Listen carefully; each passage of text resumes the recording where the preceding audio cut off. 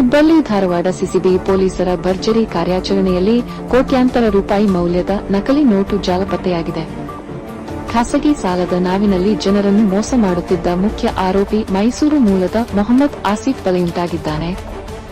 ಅಶ್ವಿನಿ ಎಂಬ ಪೂನಾ ಮೂಲದ ಮಹಿಳೆಗೆ 50 ಕೋಟಿ ಸಾಲ ಕೊಡಿಸುವ ನಾಟಕದಿಂದ ಮೋಸ ಮಾಡುತ್ತಿದ್ದ ಆರೋಪಿ ಸುಧೀರ್ ಮೆಹ್ತಾ ಎಂಬ ನಕಲಿ ಹೆಸರಿನಲ್ಲಿ ಅಡಗಿ ನಡೆದಿದ್ದ.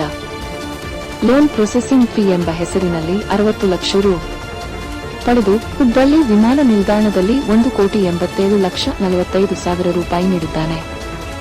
ಆದರೆ ಹಣ ಎಣಿಕೆ ಮಾಡುವಾಗ ಕೇವಲ 5 ರೂಪೀಸ್ 000 ಅಸಲಿ ನೋಟುಗಳಾಗಿದ್ದು ಉಳಿದ ಹಣವೆಲ್ಲ ನಕಲಿ ಎಂಬುದು ಬಹಿರಂಗವಾಗಿದೆ. ಈ ಸಂಬಂಧ ವಿದ್ಯಾನಗರ ಪೊಲೀಸ್ ಠಾಣೆಯಲ್ಲಿ ಜೂನ್ 5ರಂದು ಪ್ರಕರಣ ದಾಖಲಾಗಿತ್ತು. ಆಧಾರದ ಮೇಲೆ ತನಿಖೆ ನಡೆಸಿದ ಸಿಸಿಬಿ ಪೊಲೀಸರು ಆರೋಪಿಯನ್ನು ಮುರುಡೇಶ್ವರದಲ್ಲಿ ಬಂಧಿಸಿದ್ದಾರೆ. ವಿಚಾರಣೆಯಲ್ಲಿ ಈತನಿಗೆ ತಮಿಳುನಾಡಿನಲ್ಲಿ ನಕಲಿ ನೋಟು ಮುದ್ರಣ ಸಂಪರ್ಕವಿದೆ ಎಂಬುದು ಬಾಯಿಬಿಟ್ಟಿದ್ದಾನೆ. 2017-18ರಲ್ಲಿಯೂ ನಕಲಿ ನೋಟು ಪ್ರಕರಣದಲ್ಲಿ ಈತ ಪ್ರಮುಖ ಆರೋಪಿಯಾಗಿದ್ದಾನೆ ಎಂಬ ದಾಖಲೆಗಳು ಲಭಿಸಿವೆ.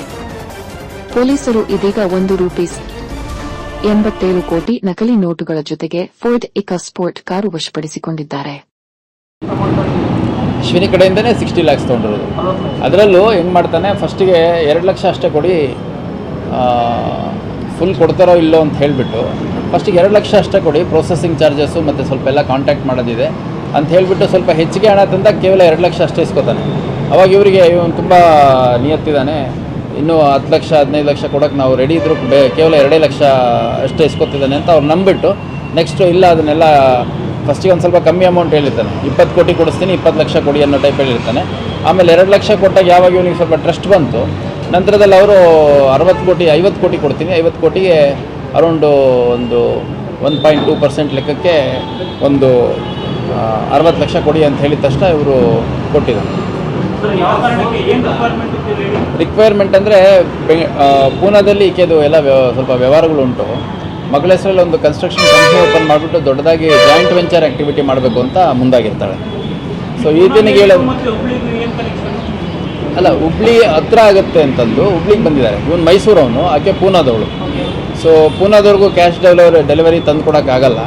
ಅಟ್ ದಿ ಸೇಮ್ ಟೈಮ್ ಈಕೆಗೆ ಮೈಸೂರಿಗೂ ಬಂದಿಸ್ಕೊಂಡು ಹೋಗೋಕ್ಕಾಗಲ್ಲ ಅಂತಂದಾಗ ಹಾಫ್ ದಿ ವೇ ಬರಬೇಕು ಅಂತಂದು ಡಿಸೈಡ್ ಮಾಡ್ಕೊತಾರೆ.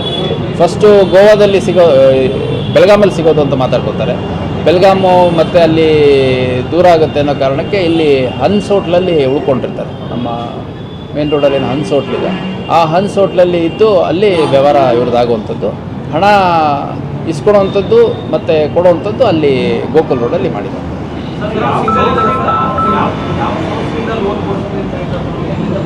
ಅವನು ಸಾಕಷ್ಟು ಜನ ನನ್ನ ಹತ್ರ ಫೈನಾನ್ಷಿಯಲ್ಸ್ ಇದ್ದಾರೆ. ಈ ಮಾರ್ವಾಡಿ ಕಮ್ಯುನಿಟಿ ಇದ್ದಾರೆ, ಬಂಗಾರದ ಅಂಗಡಿಯವರು, ಆಮೇಲೆ ಬಟ್ಟೆ ಅಂಗಡಿಯವರು, ಮತ್ತು ಬೇರೆ ಬೇರೆ ಫೈನಾನ್ಷಿಯಲ್ ಸೋರ್ಸಸ್ ಇದ್ದಾವೆ. ಅವ್ರುಗಳಿಗೆ ಸ್ವಲ್ಪ ವಿದೇಶಗಳಿಂದನೂ ಹಣ ಬರುತ್ತೆ. ಈ ಥರ ತುಂಬ ಒಳ್ಳೆ ರೀತಿಯಲ್ಲಿ ಕತೆ ಕಟ್ಟಿದ್ದಾನೆ. ಅವೆಲ್ಲ ಟ್ರಾನ್ಸಾಕ್ಷನ್ಸ್ ಮಾಡ್ತಾರೆ, ಈ ಥರದ್ದು ಏನೇನೋ ಹೇಳಿದ್ದಾನೆ. ಅಂದರೆ ಭಾಳ ಟ್ರಸ್ಟ್ವರ್ದಿಯಾಗಿ ಆ ಲೇಡಿ ನನಗೆ ನಿಜವಾಗ್ಲೂ ಅವನು ಇವತ್ತಿಗೂ ನನಗೆ ಮೋಸ ಆಗಿದೆ ಅಂತ ಅನ್ನಿಸ್ತಾ ಇಲ್ಲ ಸರ್, ಕೊಡ್ಬೋದು ಅನಿಸುತ್ತೆ, ಬಟ್ ನನ್ನ ಜೊತೆ ಬಂದಿರೋರು ಅವ್ರು ಯಾಕೋ ನಂಬ್ತಾ ಇಲ್ಲ ಅನ್ನೋವಷ್ಟು ಆಕೆ ಇವನು ಒಂದು ಟ್ರಾಫಿಕ್ ಬಿದ್ದಿದ್ದಾರೆ. ಇನ್ನೂ ಆಗಿಲ್ಲ. ಅದರಲ್ಲಿ ಅಲ್ಲ, ಇವನು ಸದ್ಯಕ್ಕಿರುವಂಥದ್ದು ಇವ್ರ ವ್ಯವಹಾರದಲ್ಲೆಲ್ಲ ಬಂದಿರೋವಂಥದ್ದು ಒಬ್ಬನೇ. ಇವನ ಹೆಸರಾದ್ರೂ ಮೊಹಮ್ಮದ್ ಆಸಿಫ್ ಅಂತಿದ್ರು, ಇವನು ಸುಧೀರ್ ಮೆಹ್ತಾ ಅಂತ ಹೇಳ್ಕೊಂಡು ಬಂದಿದ್ದಾನೆ. ಕನ್ನಡ ತುಂಬ ಸ್ಪಷ್ಟವಾಗಿ ಮಾತಾಡ್ತಾನೆ, ಹಿಂದಿ ತುಂಬ ಸ್ಪಷ್ಟವಾಗಿ ಮಾತಾಡ್ತಾನೆ. ಯಾರಿಗೆ ನೋಡಿದ್ರೂ ಅವನು ನಂಬಬೇಕು ಅನ್ನೋ ರೀತಿ ಪೋಸ್ಟ್ ಕೊಡ್ತಾನೆ. ಒಂದು ಫೋಟೋಸು ಸ್ವಲ್ಪ ಕೊಡಿ, ಎಲ್ಲ ಪ್ರಾಪರಾಗಿ ಸೂಟ್ ಗೀಟ್ ಹಾಕ್ಕೊಂಡು.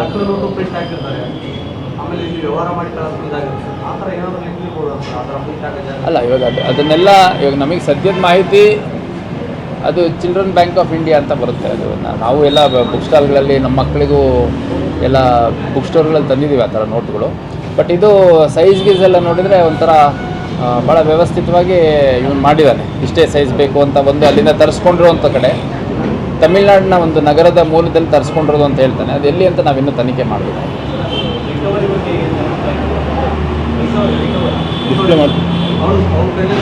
ಅವ್ರ ಕಡೆಯಿಂದ ಒಟ್ಟು 60 ಲ್ಯಾಕ್ಸ್ ತೊಗೊಂಡಿರುವಂಥದ್ದನ್ನು ಈಗಾಗಲೇ ಇಮಿಡಿಯೇಟಾಗಿ ಅವನು ಇಲ್ಲಿ ಹುಬ್ಳಿಲಿ 5ನೇ ತಾರೀಕು ಹಣ ಪಡ್ಕೊಂಡ ತಕ್ಷಣ ಇಮಿಡಿಯೇಟಾಗಿ ಮೈಸೂರು ಮತ್ತು ಬೇರೆ ಬೇರೆ ಭಾಗಗಳಲ್ಲಿ ಹೋಗಿ ಸಾಲ ಇತ್ತು, ಇಂಥ ಕಡೆ ಕೊಟ್ಟಿದ್ದೀನಿ, ಅಂಥ ಕಡೆ ಕೊಟ್ಟಿದ್ದೀನಿ ಅಂತ ಹೇಳ್ತಾ ಇದ್ದಾನೆ. ರಿಕವರಿ ಪ್ರೊಸೆಸ್ ಮಾಡ್ತೀನಿ.